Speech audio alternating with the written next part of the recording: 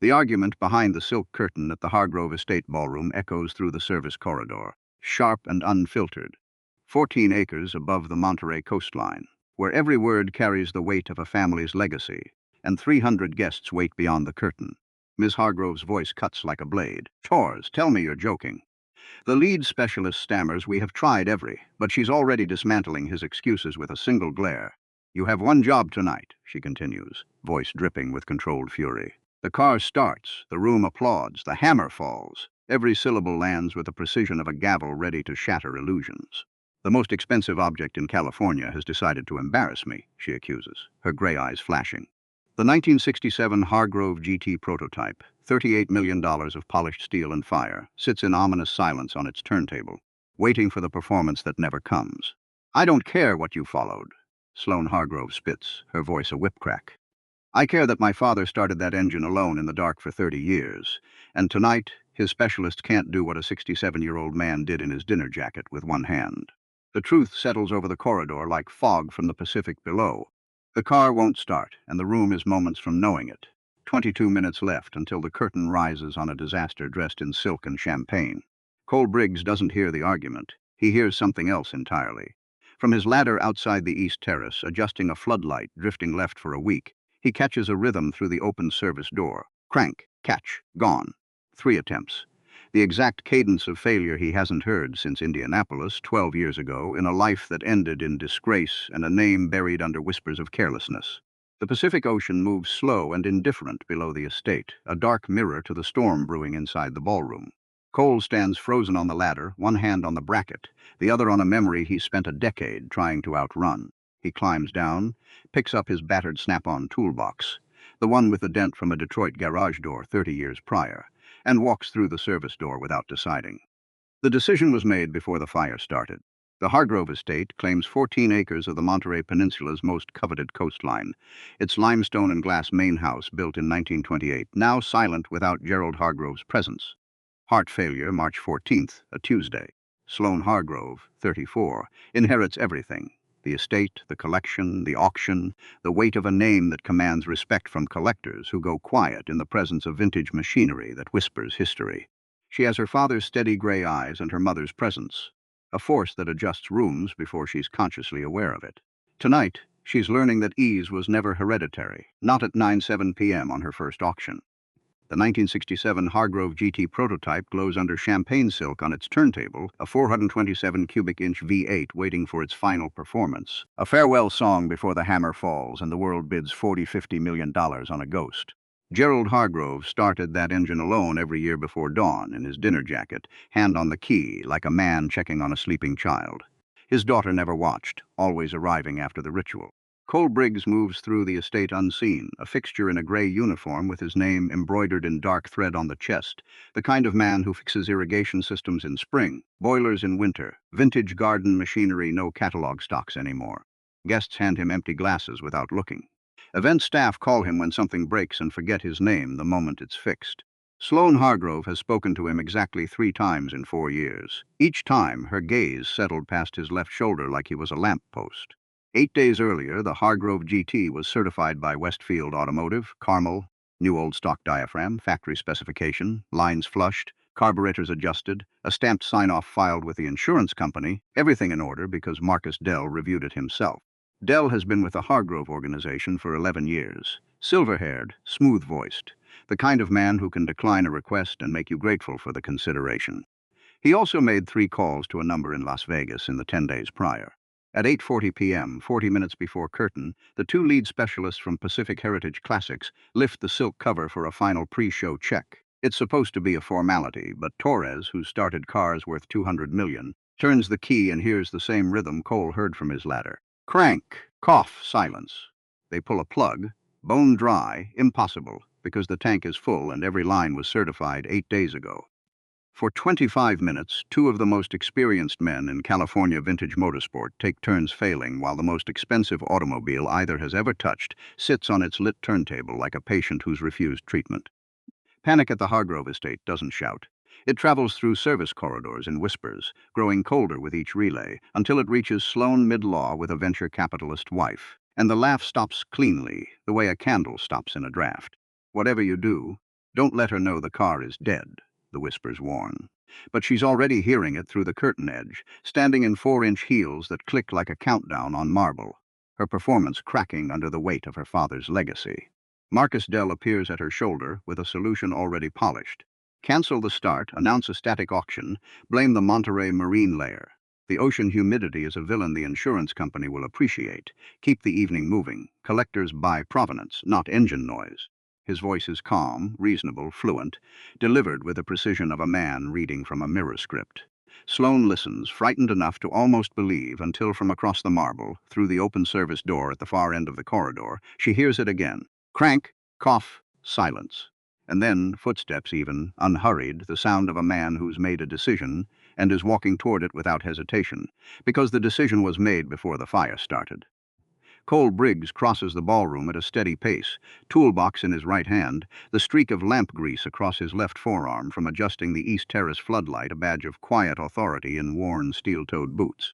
300 heads turn. Conversations stumble. A waiter steps forward to intercept him, but thinks better of it when Cole walks through the space where he's standing without slowing down. Some spaces are meant to be crossed, not questioned. He stops at the edge of the turntable, sets his toolbox down on the marble with a single clean sound, and looks at Sloane Hargrove across 12 feet of champagne-colored carpet. His gray uniform, his grease-streaked arm, his snap-on toolbox with its Detroit dent, all speak a language she's never learned to read. "Excuse me," he says, voice steady, carrying across the room like a tool clicking into place. "I can fix your problem."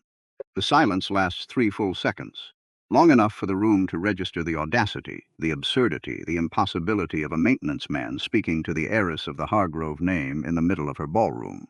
Then Sloane laughs. Not cruelly, but the laugh of a woman who's never been given a reason to adjust her assumptions, confronted with a moment that hasn't asked her permission to exist. She raises her voice so the nearest tables can share it. "The maintenance man?" Her hand gestures to take in his uniform, his toolbox, the grease on his arm, like a stain on her perception of what expertise should look like.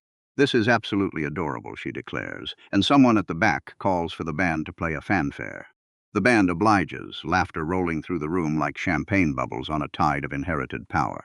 Cole stands in the center of it all without moving, his calm a counterpoint to the room's amusement.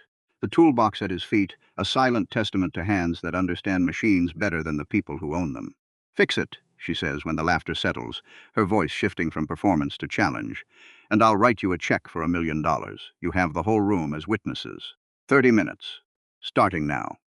Cole looks at her for 1 full second, long enough for the room to register the weight of the moment, the absence of fear, the presence of a man who's already decided before the question was asked.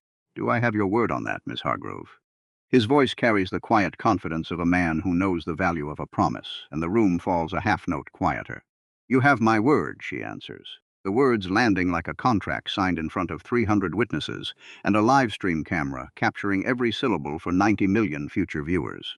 Cole nods once, reaches down, and unlatched his toolbox. The first latch clicks, the second, the third, each one clean and final, the sound of a man who's already measured the room and found it wanting.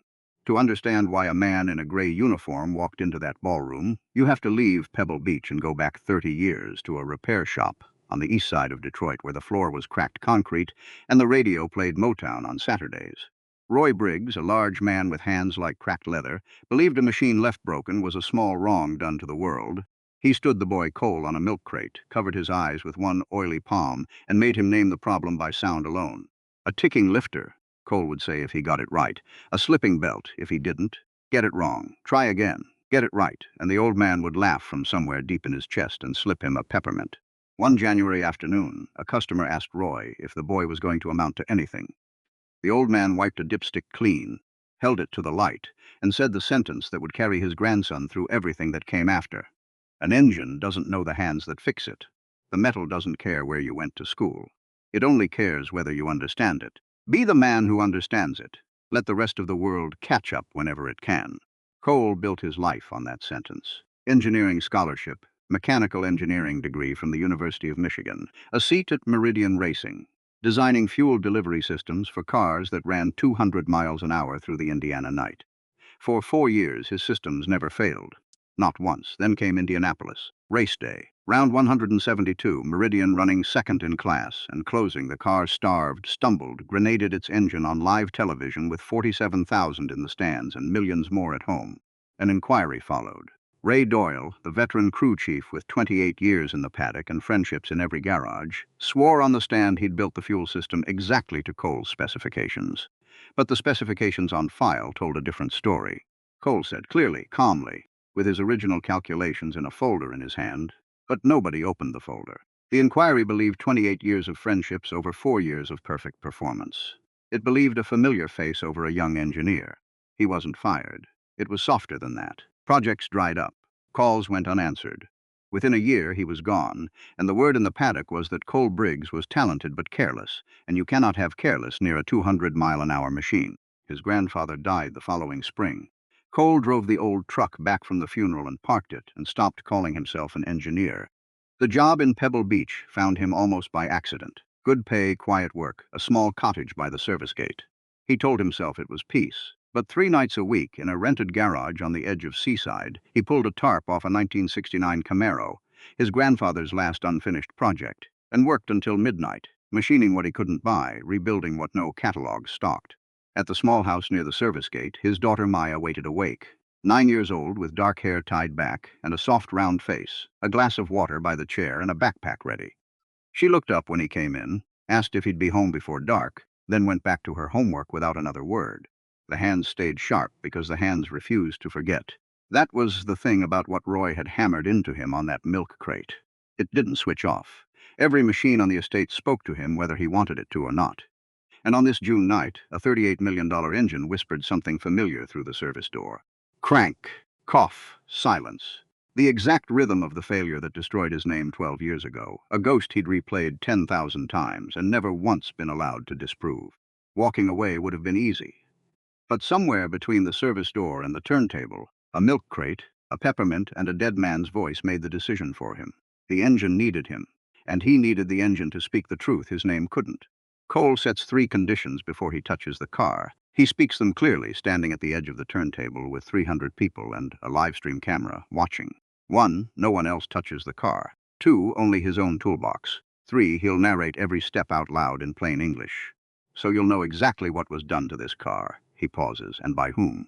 The crowd takes it as showmanship, but one man in the ballroom hears it differently, his jaw tightening at those last 2 words, his glance flicking toward the service file room like a guilty reflex. Sloane agrees with a wave of her hand, the wave you give a street magician before you're certain the trick will fail. Then a man steps forward from the shadows behind her. Victor Hale, 71, in a charcoal dinner jacket that's seen better decades, holding seltzer water, like a man who stopped caring what people thought of his drink order around 1987. Half the collectors in the room recognize him before he speaks. 40 years of restoration royalty. The man whose signature in a vehicle's logbook can double its value, who's pulled engines from lake beds and made them run again at Pebble Beach Concours. He sets down his seltzer, studies Cole the way a jeweler studies a stone under a loupe, slow, thorough, without sentiment, and says, "I want to see what the quiet man hears." The sentence moves through the room like a stock tip, and Marcus Dell's objections dissolve in his throat. Cole opens the driver's door, leans in, and asks Torres for 3 seconds of cranking, just 3. The key turns, the dead engine runs through its sad rhythm one more time. Crank, cough, nothing. Cole holds up his hand and closes his eyes. The crowd titters. He looks like a man pretending to read minds at a birthday party. Then he starts talking, calm and even, the way he promised. The battery is healthy. You can hear it in the cranking speed. Strong and even, no drag. The spark is present.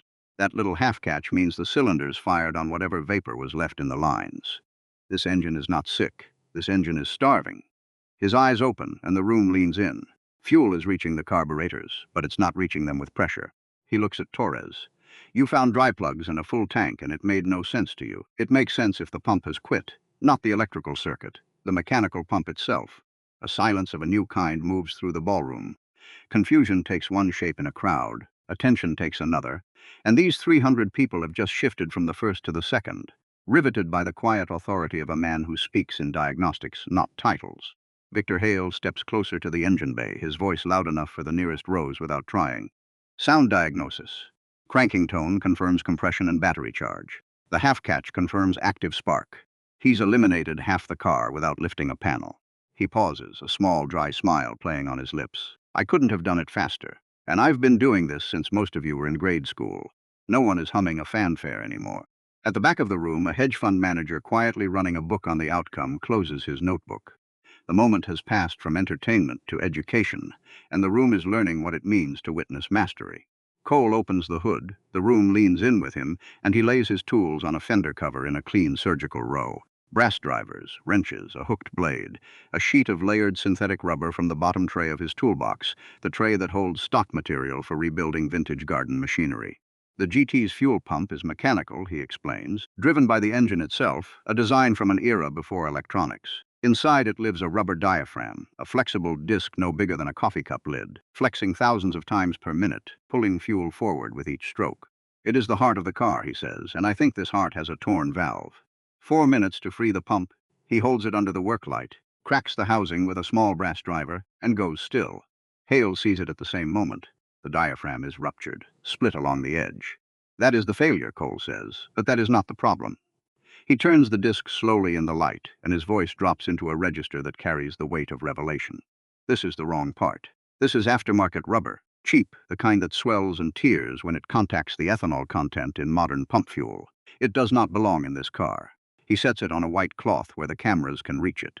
The original specification is a layered synthetic compound, the service file for this vehicle, filed 8 days ago, certified and insured, states explicitly that a new old stock factory diaphragm was installed. He looks up, and the sentence moves through the room in a slow wave.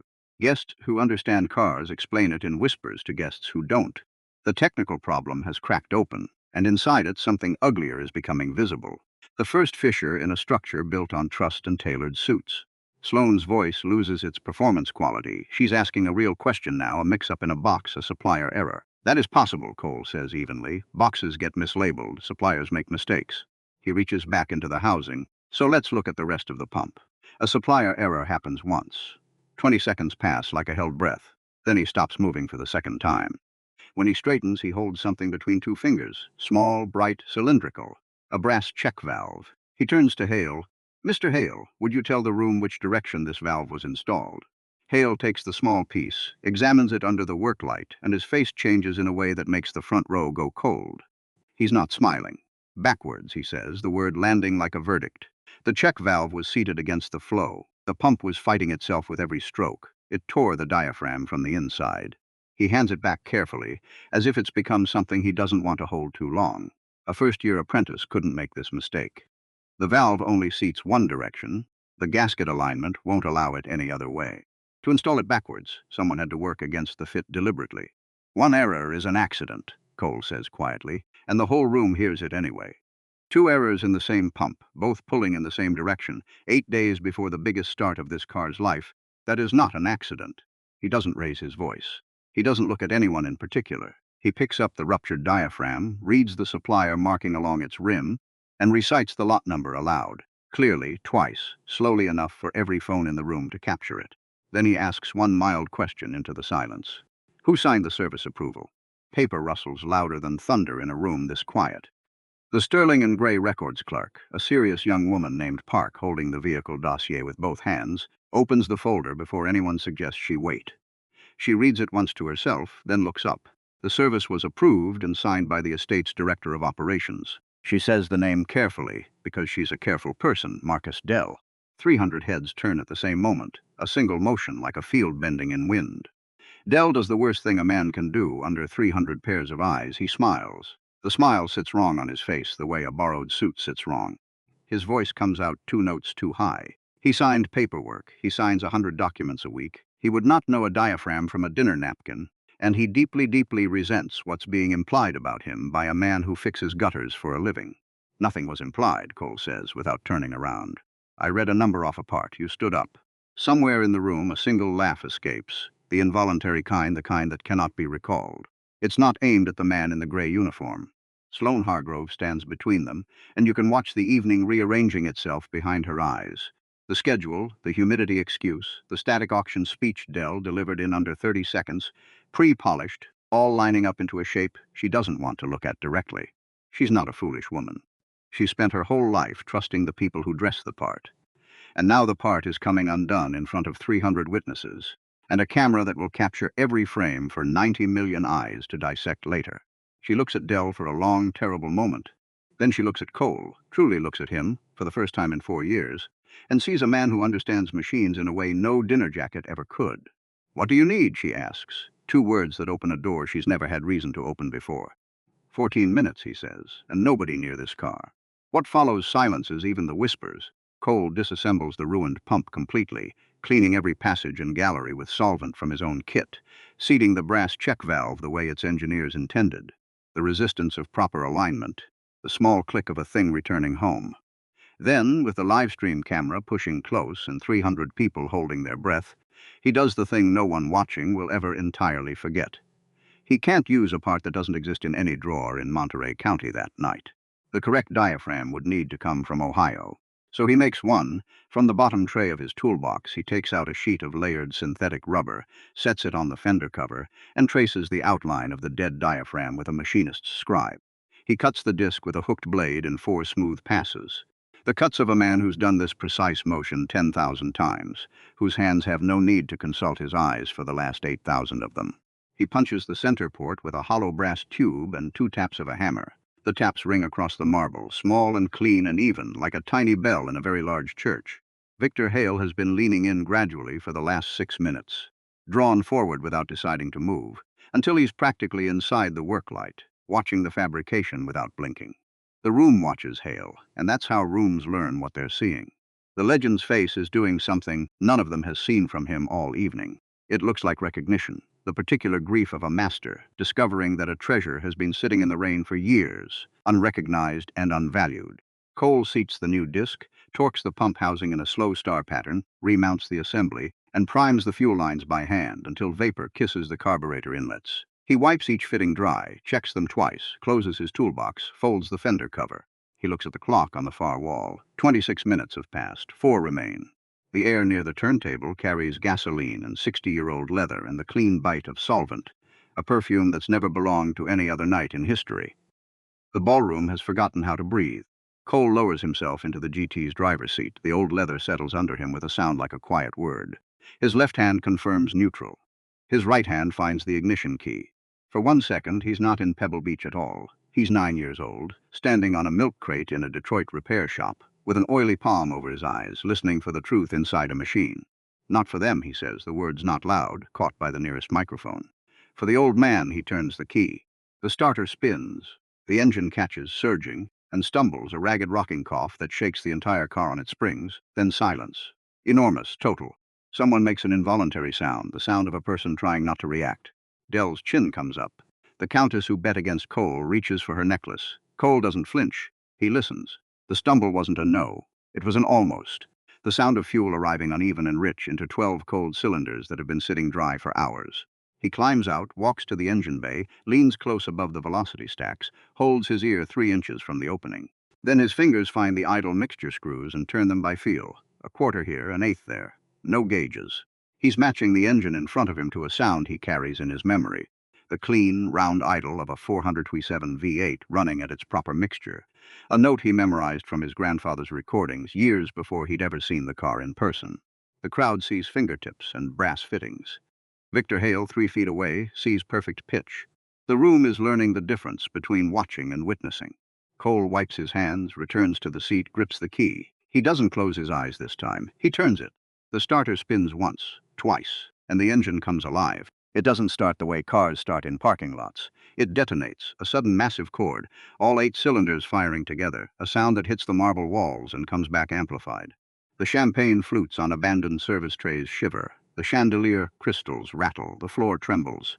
People feel it in their teeth, in their sternum, in the glasses they'd forgotten they were holding. 8 cylinders, 1 voice, deep and furious and impossibly, completely alive.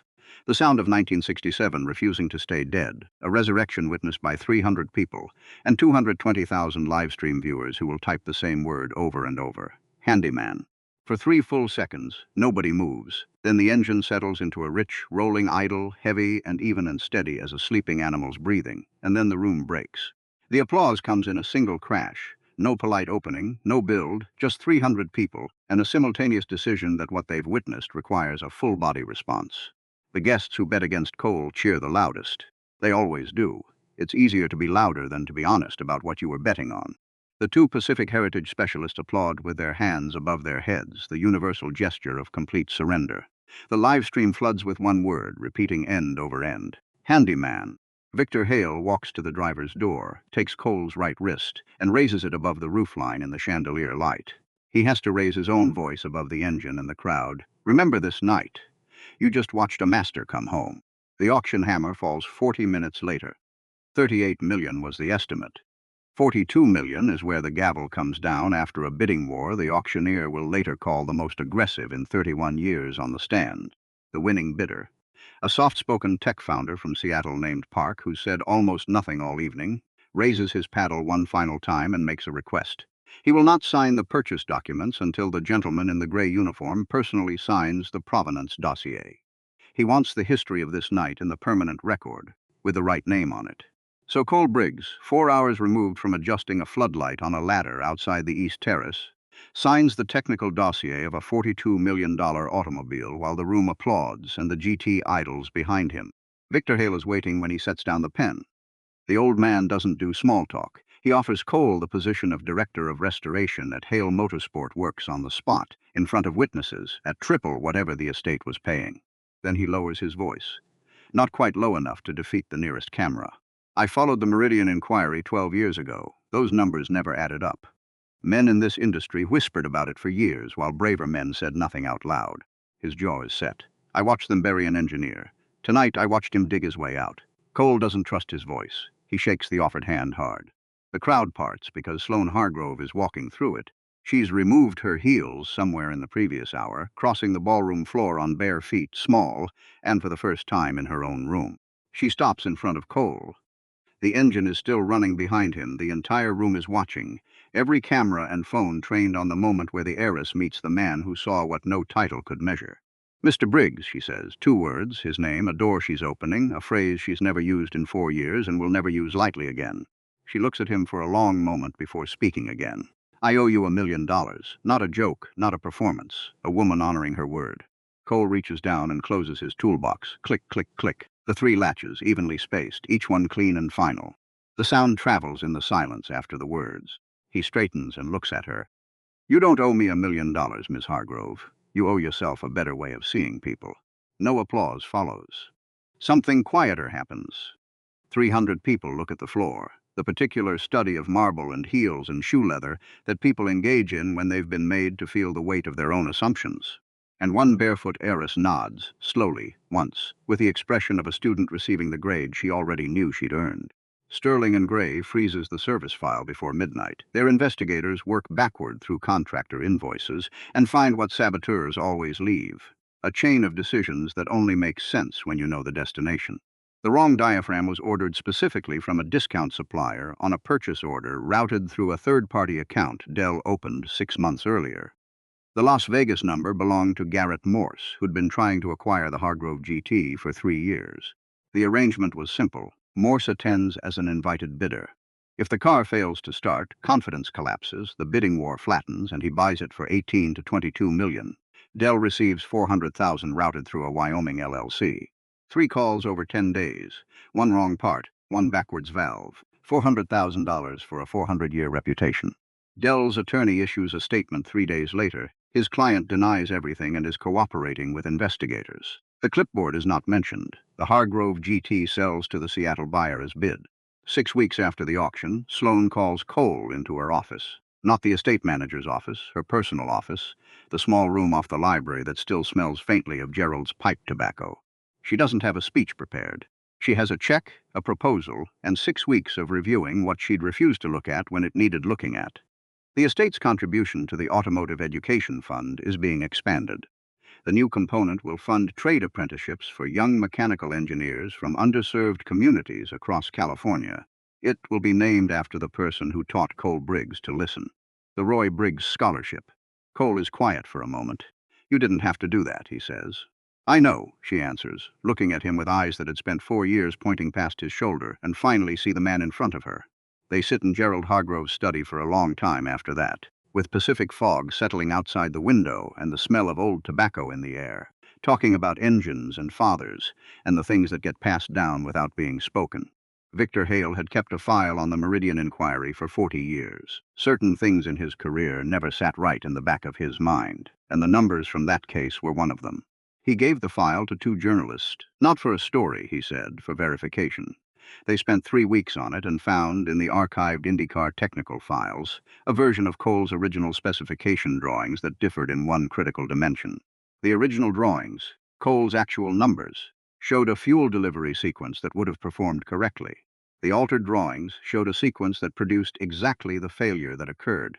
The alteration was subtle, requiring technical fluency and familiarity with the system design. Ray Doyle had been building fuel systems for 2 decades. His attorney was contacted on a Friday, and by Tuesday he agreed to provide a full account in exchange for cooperation consideration from the IndyCar arbitration panel. The official statement from the motorsport body was issued the following month in 11 words. The failure at Indianapolis was not attributable to engineer Cole Briggs. Cole read it twice, folded it once lengthwise, drove to the garage in Seaside, and pinned it to the wall above his grandfather's workbench next to a photograph of Roy Briggs holding a dipstick up to a January light in Detroit, reading the truth in what the oil had to say. 1 year later, Hale Motorsport Works, Burlingame, California, 12 young people in new coveralls stand around an open engine bay, 8 in their first week, 4 in their third month, the inaugural class of the Roy Briggs Scholarship Program. The man at the head of the bench wears his own clothes, a worn flannel shirt, the same steel-toed boots he's worn for 4 winters of coastal work. He reaches into his pocket, produces a small glass jar of peppermint candies, sets it on the corner of the bench without explanation. He asks each of them to close their eyes. Then he reaches down and starts the engine. Listen, he says. Don't look. Don't guess. Listen. Tell me what's wrong. The engine runs for 30 seconds. Then the first student, a 21-year-old from East Oakland who's never been inside a motorsport facility before, raises her hand. Fuel's running rich. You can hear it in the exhaust note. Too much on the left bank. Cole reaches over and turns a single screw a quarter turn. The engine evens out. He looks at her. Try again tomorrow. Same engine. Different problem. He puts a peppermint on the bench in front of her. She picks it up. She doesn't ask why. She already understands. Peppermints aren't just candy. They're the legacy of a milk crate and an oily palm and a grandfather who taught a boy to listen to engines instead of titles. There is a video you've probably seen. A clip that runs 3 minutes and 42 seconds, beginning with the laugh.